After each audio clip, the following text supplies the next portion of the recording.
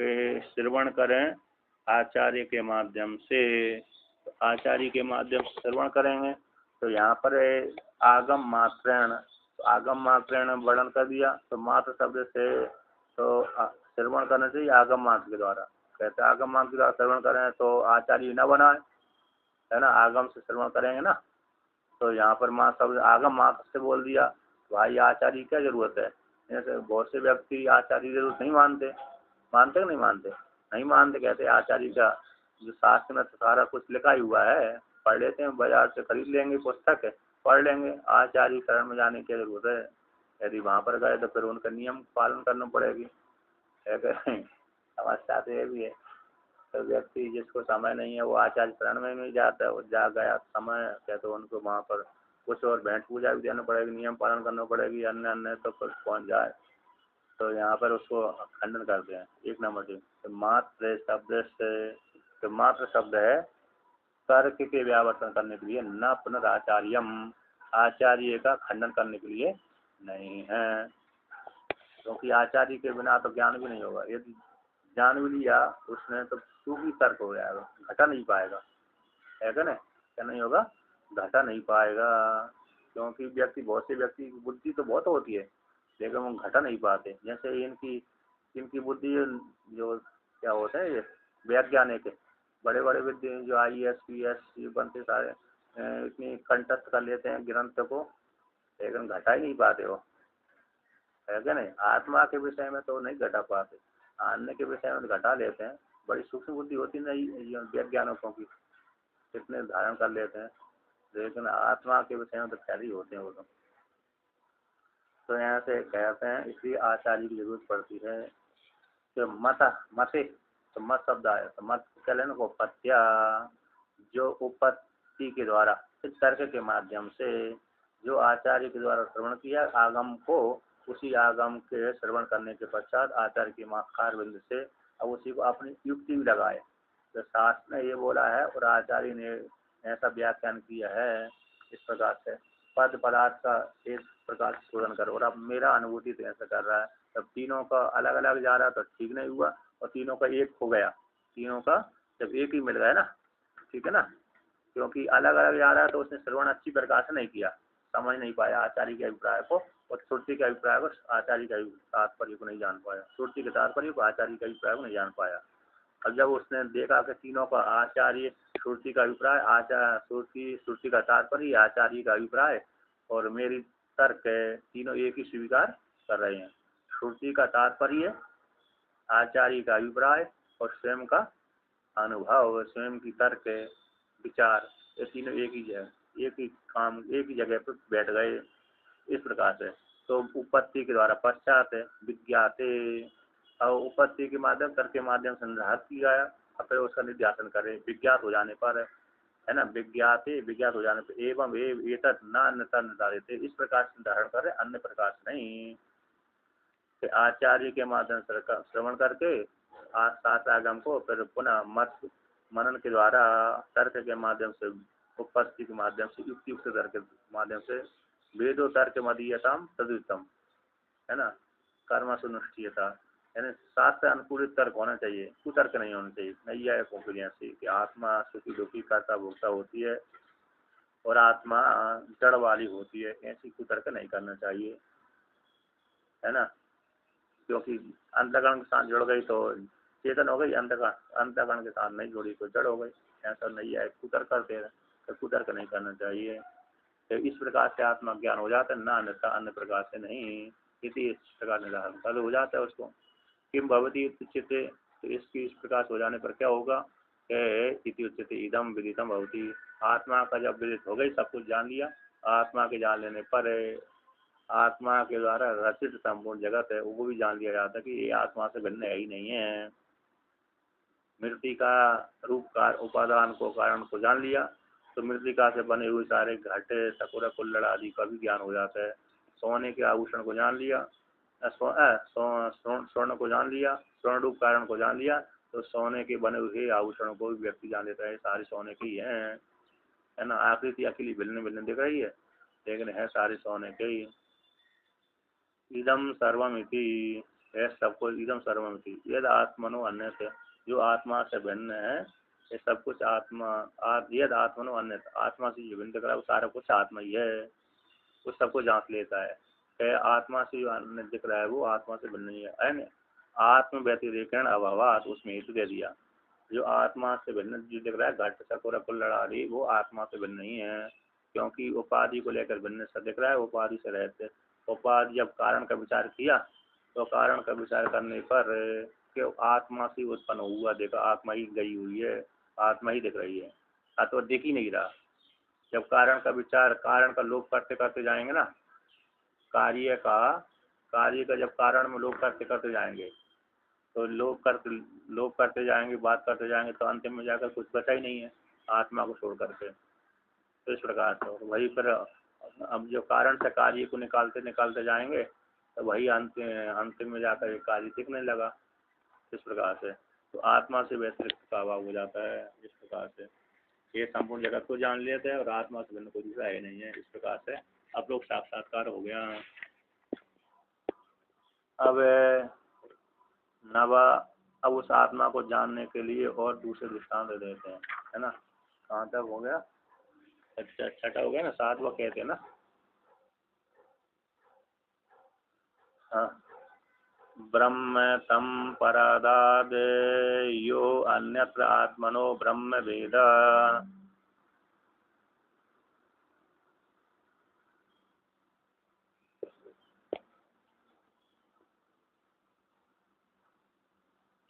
छत्रम तम परादाद यो अन्यत्र आत्मनः छत्रम वेद।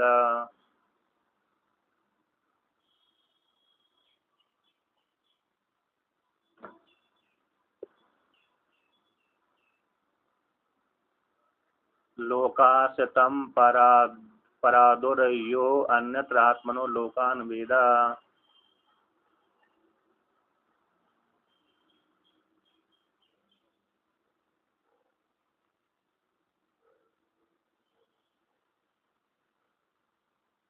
देवः स तं परादुर्यो अन्यत्र आत्मनो देवान् वेद।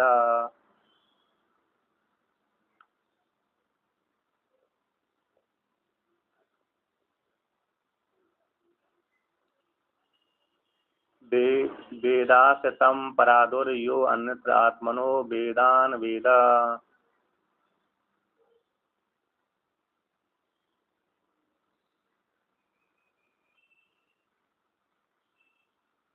भूतानि तं परादुर्यो अन्यत्र आत्मनो भूतानि वेद।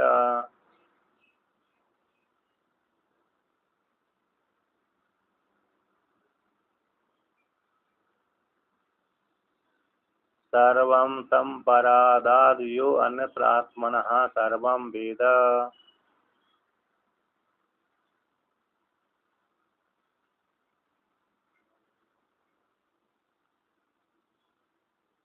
इदं ब्रह्म इदं छत्रम इमे लोका इमे देवा इमे वेदा इमानि भूतानि इदं सर्वं यदयम् आत्मा।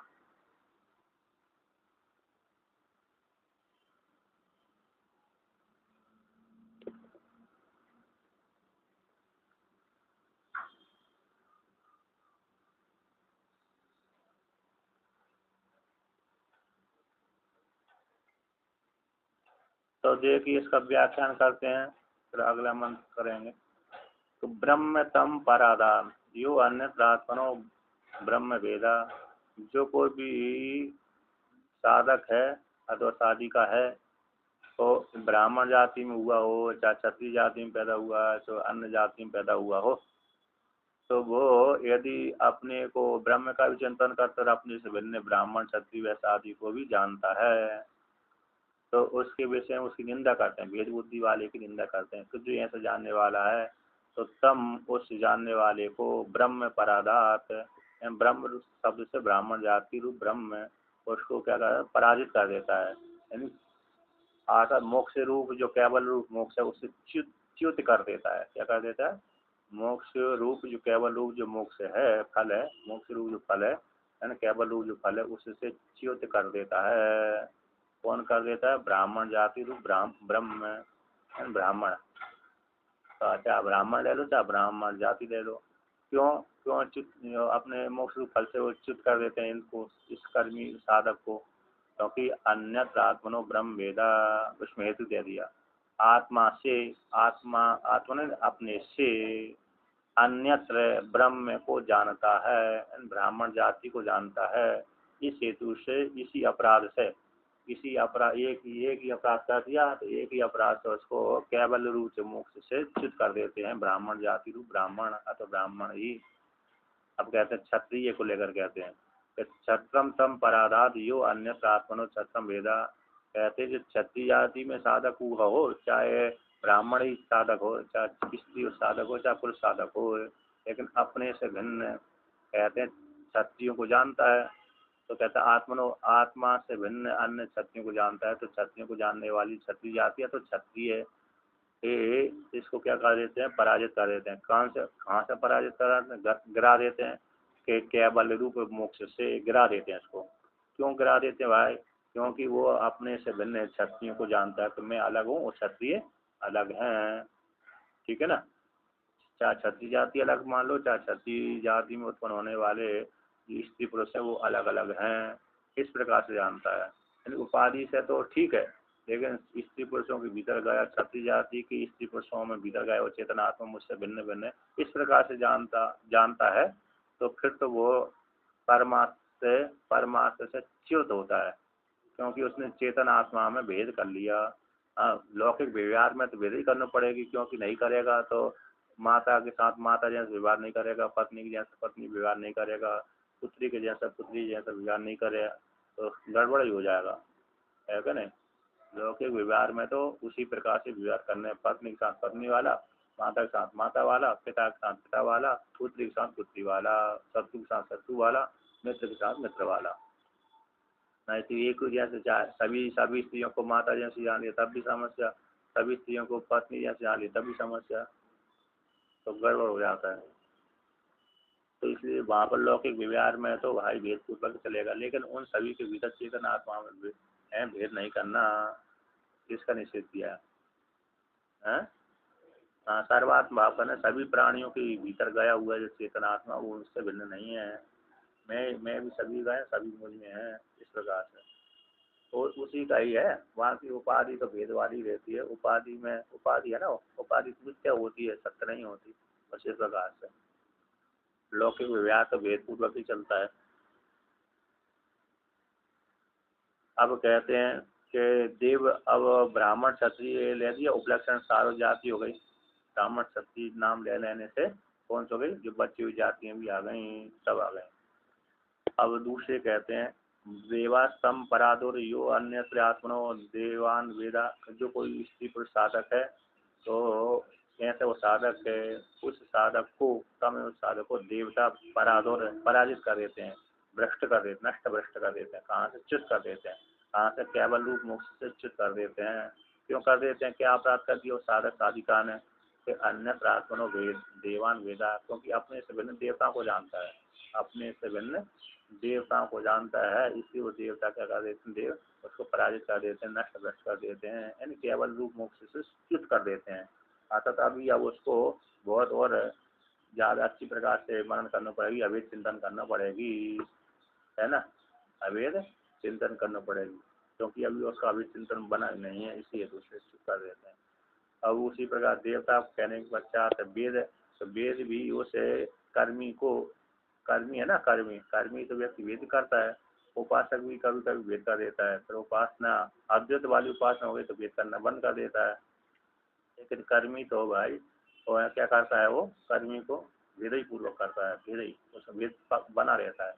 यहाँ पर कर्मी है और उपासक की संज्ञा है, लेकिन उपासक में भी जो कामना वाली उपासना संज्ञा उसको पराजित कर देता है। जो अभेद वाली उपासना है, अभेद वाली उपासना, तो अभेद वाली उपासना तो उसको प्रसन्न हो जाते हैं सारे, ब्राह्मण क्षत्रिय शूद्र आदि स्त्री पुरुष सारे कैसे हो जाते? प्रसन्न हो जाते हैं। उपलक्षित जो देवता ही प्रसन्न होंगे, सामान्य स्त्री पुरुष तो क्या जानेंगे, लेकिन विशिष्ट जो जानते हैं विद्वान वही जानते हैं, ठीक है ना।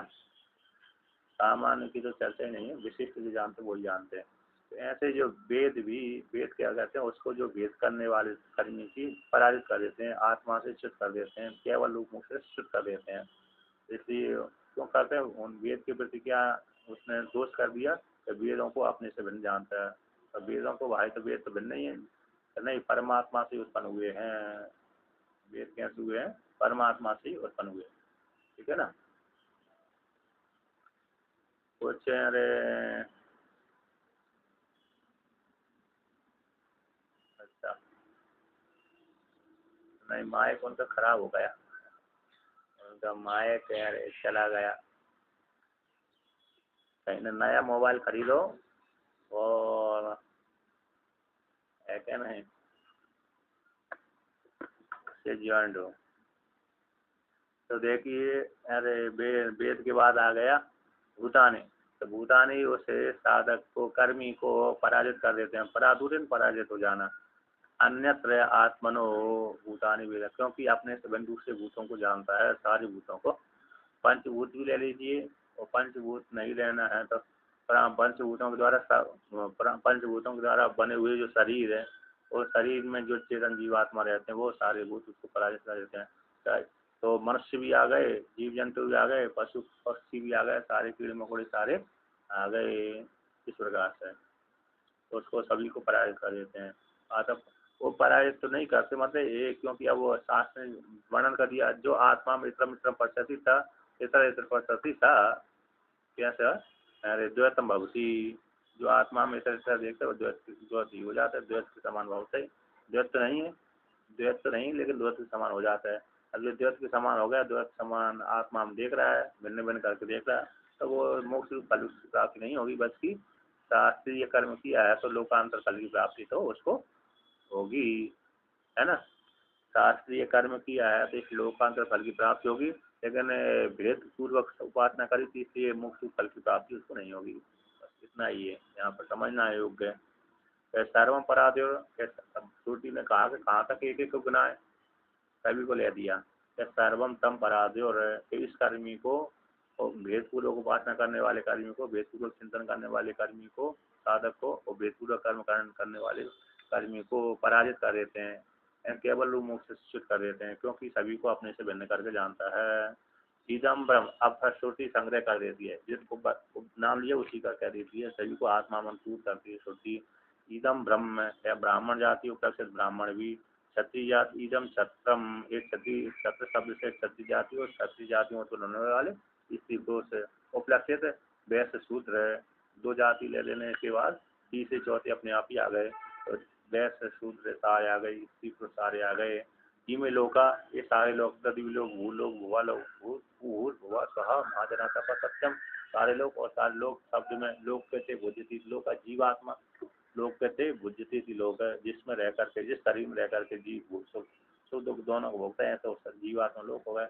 अगर जहाँ पर रह करके भोग भोगता है सारे लोग, पृथ्वी लोग, स्वर लोग, महाजना तपा सत्यम, इमे देवता, ये सारे जो इमे देवा है, जितने भी देवता है सारे देवता है, इमे वेद है, चारों वेद, ईमानी भूतानी, सारा प्रपंच आ गया, है ना। सारे भूत कह, पंचभूत भी आ गए, पंचभूत उपलक्ष्य सारे पंचभूतों के द्वारा निर्मित शरीर भी सभी के आ गए, ये सारी भूत है।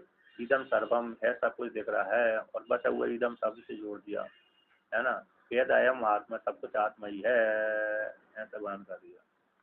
अब इस प्रकार से ब्रह्म सभी जगह आत्मा का प्रतिपादन कर दिया, सब कुछ आत्मा सिद्ध कर दी। अब व्यक्ति भेद करे तो कहाँ से करेगा, साधक तो नहीं करेगा, कर्मी तो कर ही देगा, कर्मी तो करता ही है, लेकिन साधक चिंतन करने वाला आप भेद नहीं कर पाएगा। वेदांत का श्रवण करने वाला भेद नहीं कर सकता, क्योंकि उसने श्रुति ने प्रतिपादन कर दिया, सब कुछ आत्मा ही है ना। और फिर यहाँ पर ड्यूटी करने जाते भले वहाँ पर झगड़ा कर लो, यहाँ तो भेद मत करो ऐसे नहीं। कभी कभी होता ना, वेदांत पढ़ करके गए, कभी कभी यहाँ पर ड्यूटी करने गए, वहाँ पर झगड़ा ही हो जाता है, होता कि नहीं होता, कभी कभी हो ही जाता है कि यहाँ पर आप भेद कर लीजिए, वहाँ पर जैसे चलता है चलने दीजिए। अब आगे कहते हैं, अगला मंत्र पाठ करते हैं। सा यतः दुन्दुभेर्हन्यमानस्य न बाह्यान् शब्दान् शक्नुयात् ग्रहणाय दुन्दुभेस्तु ग्रहणेन दुन्दुभेर्हननम् व्याघातस्य व शब्दो गृहीता। अच्छा अच्छा ठीक है। अच्छा दोबारा पढ़ता हूँ। सा यथा दुन्दुभिर्हन्यमानस्य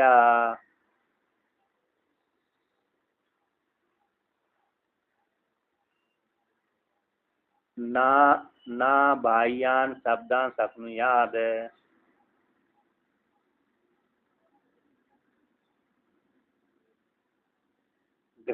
ग्रहणाय दुन्दुभेस्तु ग्रहणेन।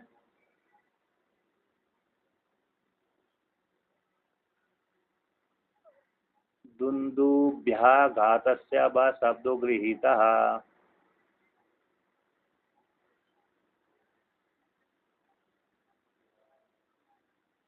तो यहाँ पर जिसके पास में अरे नई प्रिंट है ना कैलाश आश्रम की, तो वहाँ पर नकार छूट गया।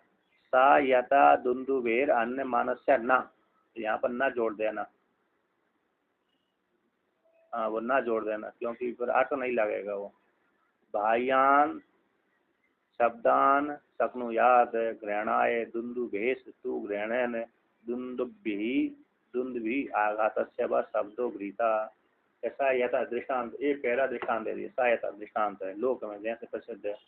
दुन्दुभेर हन्यमानस्य, दुन्दुभी का जो पिटाई की है ना, दुन्दुभी दुन्दु दुन्दु नाम का जो यंत्र होता ना बजाने वाला, तो हन्य दुन्दुभी का हन्यमान दुन्दुभी का जब है ना नगाड़े ढोल, हाँ ढोल नगाड़ा ढोल हो गए नगाड़ा बड़े बड़े हो गए। युद्ध क्षेत्र में दुन्दुभी आदि बजाई जाती हैं। पों पों पों पों बजाया देखिए कि दुन्दुभी दुन्दुभी जो हन्यमान दुन्दुभी का न बाह्य शब्दान शक्नुयात् घृणाए। जो दुन्दुभी से निकले हुए दुन्दुभी से निकले हुए जो बाह्य शब्द हैं उन बाह्य शब्दों को ग्रहण करने की समर्थ नहीं होता, और ना ग्रहण करने की समर्थ नहीं होता। क्यों नहीं होता? क्योंकि दूर देश से निकल रहे हैं, आवाज़ आ रही है, क्या स्वर निकाल रहा क्या स्वर नहीं निकाल रहा समझ में नहीं आता। जब व्यक्ति समझ लेते कि हाँ ये आवाज़ उसी की है, किसकी आवाज़ है? दुन्दुभी की है। तो दुन्दुभी की आवाज़ को दुन्दुभी की है, दुन्दुभी की आवाज़ आ रही है, तो फिर उसके राग फिर उसके शब्द से स्वर निकालता है। क्या निकालता है? हाँ इसका ये स्वर है, नहीं तो हो आ जाएगी, तो ताल नहीं बैठेगा। क्या ऐसा निकल रहा है? ऐसे व्यक्ति गाना सुनता है नहीं सुनता है, संगीत है, तो जहाँ पर स्पष्ट नहीं बोला जाता है किंतु इस वो संगीत सुना देता है, मान लो ढोलक मंजीरा आदि बना करके, लेकिन मुख से गाना नहीं गाता है, उसमें आवाज़ नहीं आती, वही आवाज़ आती संगीत वाली। तो फिर उस लय को सुन करके ध्यान लगाकर एकाग्र लगा करके देखता है कि इससे आवाज़ निकल रही और ये गाने का लय है, ये गाने से इस स्वर से ये शब्द निकल रहा है, इस स्वर से ये शब्द निकल रहा है ना। जैसे किसी व्यक्ति ने गाना सुना है, कोई संगीत वाला संगीत गाना सुना है, अब उसी को संगीत से गा दिया उसने, तो व्यक्ति को अपने आप ही समझ में आ जाता है कि हाँ इस गाने का इस संगीत का ये स्वर गाना है कि नहीं? होता ही है, समझ में आ जाता है। और जब तक नहीं उसने समझा तो फिर पहले नहीं जाना उसने, फिर नहीं समझ में आता है। अच्छा जिस व्यक्ति ने, दूसरी बात ये भी है कि जिस व्यक्ति ने पहले कभी वो वस्तु देखी नहीं है, वस्तु देखी नहीं सुनी भी नहीं है, और वो उसके पास में वो वस्तु आ जाए तो वो उसको ज्ञान ही नहीं रहेगा, उसका रहेगा नहीं रहेगा। जैसे इनको नहीं हुआ था ना, किनको? अरे श्रृंगी ऋषि को। श्रृंगी ऋषि ने स्त्री को नहीं देखा था जब तक वो, जहाँ तक उनकी वेश्याओं के साथ उनका देखने नहीं, वेश्या जब तक नहीं गई ना, उनसे पहले तक उन्होंने कभी भी स्त्री को दर्शन नहीं किया। जब भी उनके आश्रम में, क्योंकि प्रतिबंध लगा कर रखा था उन्होंने, हमारे आश्रम में स्त्रियों का आना प्रवेश वर्जित है क्या नहीं? जंगल में एकांत रहते थे तो देवता तो आ जाते थे, ऋषि मुनि आ जाते थे, देवता आ जाते थे, पुरुष वर्ग, स्त्री वर्गों का निषेध था वहाँ पर। स्त्री वर्ग कोई नहीं जाते थे, उनके आश्रम जहाँ था आसपास में दूसरे ऋषियों का भी आश्रम था, उनकी भी पत्नी होंगी, लेकिन वो भी उधर जाती नहीं थी। इसलिए उन्होंने जब वो आई ना वेश्या, गणिका गणिका गणिका बोलते हैं, तो जब उन्होंने अपने पिता ने देखा कि क्या बात है पुत्र है, अरे तुम उदास से लग रहे हो, क्या हुआ? क्या हुआ? तो महाराज क्या बताऊं, आज देवता आए थे, तो देवता मेरे को दर्शन देने के लिए आए थे। कौन देवता आए थे? कि कैसी आकृति थी कि उनके दो बड़े बड़े आगे पिंड लगे हुए थे, ऐसी ऐसी थी उनकी आकृति थी, ऐसे बता दिया। तब उन्होंने स्त्री है इस नाम सुना ही नहीं था, स्त्री है ना, आंग स्त्री के रूप का तो वर्णन कर दिया, लेकिन उन्होंने कहा स्त्री है, ऐसा नहीं हुआ जाना, देवता बताए उन्होंने। देवता बताए तो सिद्ध हो गया कि उन्होंने जाना ही नहीं था, कि स्त्री को सुना ही नहीं था, देखा भी नहीं था। फिर बाद में वो विभांडक मुनि तो समझ गए थे कि राजा की चाल है नहीं? तो विभांडक मुनि के ही पुत्र थे सिंह ऋषि, जाल गए थे। तो बाद में उसी का तो सिंह ऋषि का ही तो विवाह हुआ किससे? शांता से, जो दशरथ जी की पुत्री थी, और दूसरे अंग राजा को उन्होंने दे दिया था, दान कर दिया था। तो अंग राजा ने उसमें मित्र था उस काल में, तो उससे विवाह हुआ था।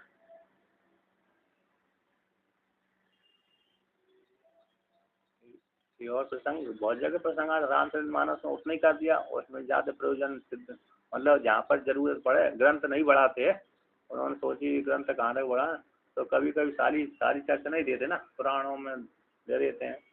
एक पुराण में भी नहीं मिलेगी ना, दो चार पुराण में देखेंगे तब इधर उधर मिलती है, वो भी आदि यहाँ दे दी का आदि वहाँ दे दिया, इस प्रकार से। लेकिन 4 5 10 पुराण पढ़ो तो अच्छा समझ में आता है, एक एक पुराण पकड़ के बैठ गए तो फिर वो भी काटा हो जाता है। इसलिए हम भी तो कथा करते रहते हैं, कभी इस पुराण की कभी उस पुराण की, है क्या नहीं?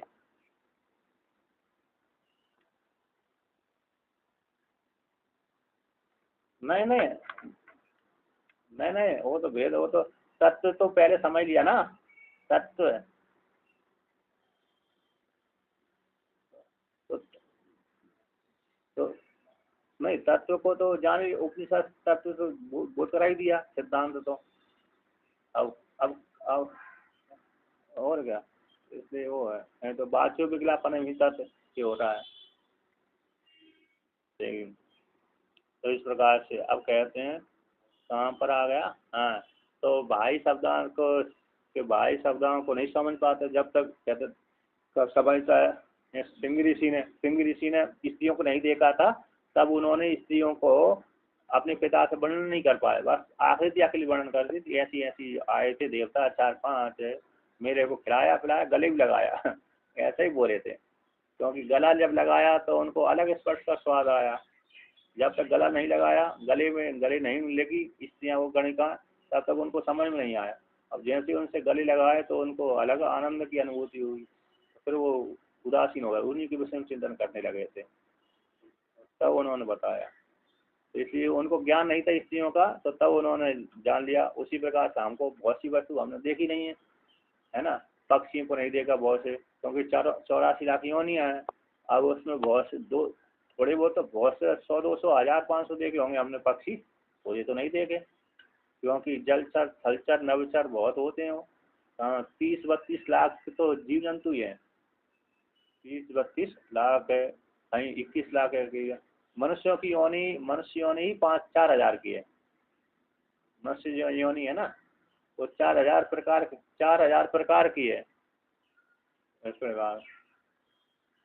मेरे पे तो लिखा हुआ है 4 हजार मनुष्य इतने यहाँ, कभी 84 लाख योनि का। देखिए फिर भी कंटस्ट नहीं होता है, लेकिन ये जो विद्या होती है पुस्तक वाली ना, सा विद्या विद्या कौन सी होती है? कंठगता ही विद्या होती। नहीं नहीं, विद्या का वर्णन किया है, कौन सी विद्या? व्यास कंठगता, पुस्तक है नासा विद्या।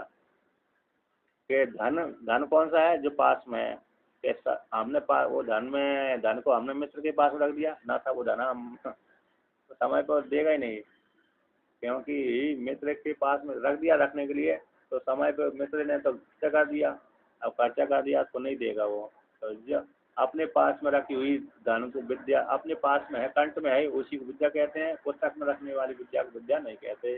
और धन भी अपने पास में वही धन है, मित्र के पास में रख दिया, अन्य के पास रख दिया, तो धन भी धन नहीं है ना, इसलिए वर्णन करते हैं।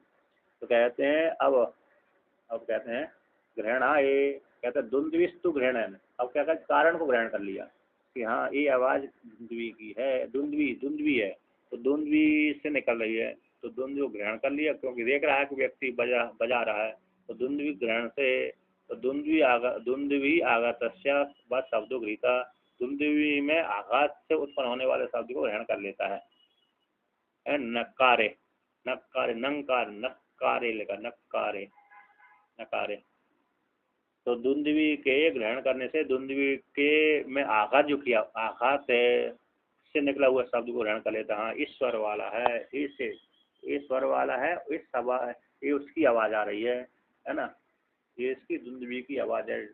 जैसे बम बम लगाते हैं ना लोग, जो मार्ग बनाने वाले पत्थरों में कितनी जोर से आवाज़ आती है, तो उनको मालूम पड़ा रहता है, तो व्यक्ति को कहाँ बम की आवाज़ है तो समझ जाता है ना, पहले से जान लिया है। नहीं जाना तो कहाँ से आवाज़ आ रही है।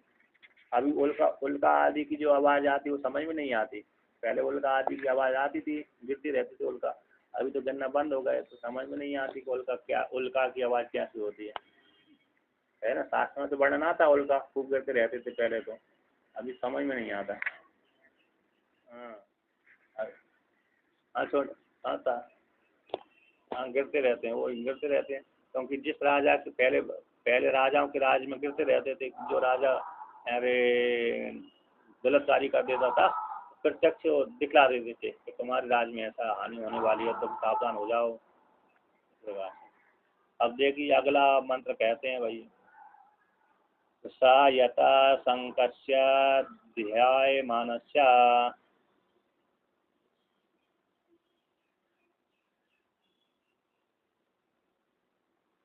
सा सा यथा संकस्य धिमायमानस्य,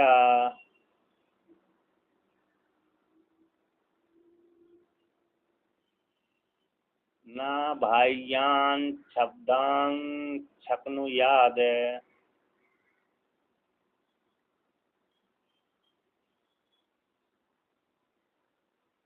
ग्रहणाय शंकस्य तु ग्रहणेन शंकधमस्य वह शब्दो गृहीता।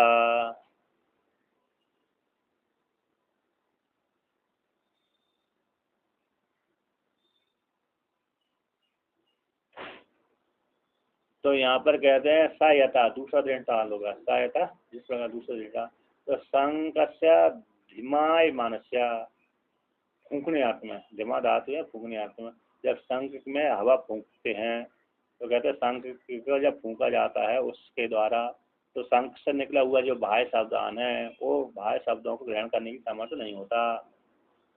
क्यों कि आवाज़ कैसी है, वो तो आ रही है कहीं तो उसी शंख की जैसी आवाज़, शंख जैसी बज रहा है, उसी काल कुत्ते ने भी भूंग दिया, कुत्ता भी तो श्वान भी तो निकाल देता है ना, तो श्वान जब निकाल देता है श्वान की आवाज़ उसी प्रकार से हु कर देता है। जैसे कभी कभी आपने देखा ही होगा मंदिर में जब पुजारी शंख बजाते हैं सुबह सुबह या तो सायकाल को, तो सायकाल को कुत्ते भी बैठे रहते हैं मंदिर के आसपास, तो कुत्ते भी उसी में स्वर मिला देते हैं।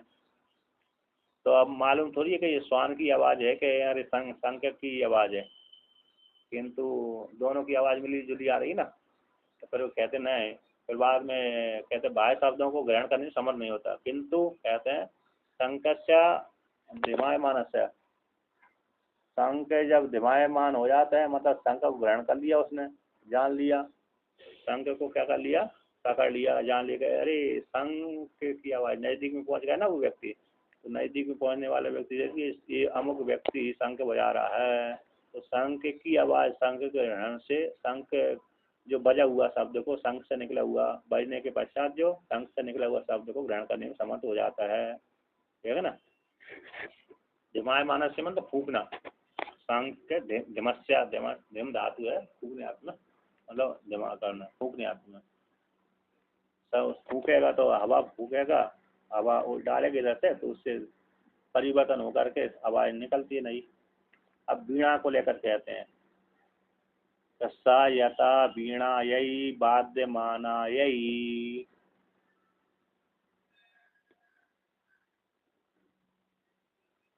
न बाह्यान् शब्दान् शक्नुयात् ग्रहणाय,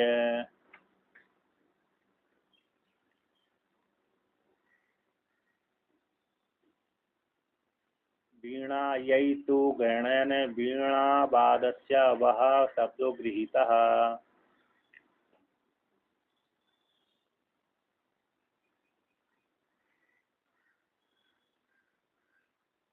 कहते हैं तीसरा दृष्टांत दे दिया। सयता वीणायाई वाद्यमानाई, जब वीणा को बजाया जाता है and माता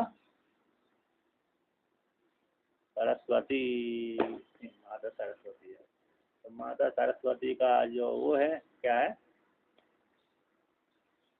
वाद्य यंत्र, उनका यंत्र उन्हीं के हाथ में रहता है, उन्हीं का प्रिय यंत्र है ना, माता पार्वती का, माता सरस्वती का। तो वीणा जब बजाई जाती है तो कहते हैं न वीणा से निकले हुए बाह्य शब्दों को ग्रहण करने में व्यक्ति समर्थ नहीं होता। तो वीणा की आवाज़ है अतः दूसरे की आवाज़ है ना। किंतु कहते किंतु वीणाई ग्रहण, वीणा को ग्रहण कर दिया, वीणा के ग्रहण करने से तो वीणा के द्वारा अथवा वीणा रूप वाद्य के द्वारा निकले हुए शब्द को ग्रहण करने में समर्थ हो जाता है। वीणा ग्रहण करने से, वीणा जब ग्रहण कर लिया और वीणा उस काल में बज भी रही है, वीणा उससे बज भी रही है, तो फिर उसके निकला हुआ बाल से निकला हुआ शब्द को ग्रहण करने में समर्थ हो जाता है। स्वर जान लेता है, क्या जान लेता है, स्वर जान लेता है कि ये स्वर है। और दूसरा जो भाई स्वर जानेगा जिसने उसको अरे अच्छी प्रकार से अभ्यास किया है, हम लोगों को तो उसी यहाँ से हाँ वीणा की आवाज़ है इतना ही जानेंगे हम लोग तो, ठीक है ना। जिसने स्वर का ज्ञान नहीं है उस व्यक्ति को तो स्वर आवाज़ सुनने के पश्चात भी उसको नहीं मालूम पड़ेगा क्या शब्द निकल रहा है, क्या स्वर निकल रहा है। और किंतु जिसने स्वर का अभ्यास किया है उसको ज्ञान हो जाएगा। हम लोगों के लिए तो कालाक्षर भैंस बराबर, ऐसा नहीं, सही है गलत, सही है, क्योंकि संगीत नहीं जानते तो कालाक्षर भैंस बराबर हो गया और क्या। अब देखिए अगला एक हो गया, दो हो गया, तीसरा हो गया, चौथा कहते हैं, चौथा हो गया नहीं, हाँ 10वां है ना, 10वां तक। अब 10वें तक इसमें भाष्य किया है, तो देखिए 10वें का तो एक लाइन का है, चलो उसको पूरा कर देते हैं। तम आयतार्थ दर्शिनम पराधात परा कुर्यात कैवल्य असंबंधिनम कुर्यात अयम अनात्म स्वरूपेण माम पश्यति इति अपराधात इति भावा। कहते तम उसको किसको, ऐसी कर्मी को, आयतार्थ दर्शनम जो यथार्थ रूप से नहीं देखता है, जानता नहीं, तात्पर्य से बात को नहीं समझता और सभी के भीतर चेतन आत्मा है इस प्रकार से नहीं जानता, ऐसे उस कर्मी को, चाहे वो कर्मी स्त्री हो, चाहे वो पुरुष हो, चाहे वो साधक हो, चाहे साधिका हो, चाहे वो उपासक हो, कोई हो, ऐसे उसको भेद दर्शी को, आयतार्थ को जानने वाले को पराधात पराजित कर देते हैं। पराजित का क्या कर दिया, पराकुरियात है, पराकुरियात का पराजित पराकुरियात पराभव कर देते हैं। तो किससे पराभव कर देते हैं, कैवल्य असंबंधनम कुरियात है, कैवल्य के साथ संबंध नहीं होने देते, उसका कैवल्य के साथ संबंध नहीं होने देते। क्यों, क्योंकि उसने भेद बुद्धि कर ली। और कैवल्य के साथ संबंध तभी होता है, व्यक्ति करता है जब अपनी आत्मा को सभी आत्मा के साथ एकीभूत कर लेता है। अतः जीव आत्मा परमात्मा को एक कर लेता है, परमात्मा जीव को एक कर लेता है, जीव और परमात्मा एक, तो सारे परमात्मा के स्वरूप हैं, जितने भी जीव दिख रहे हैं वो परमात्मा ही है, परमात्मा से भिन्न नहीं है, इस प्रकार से जानता है।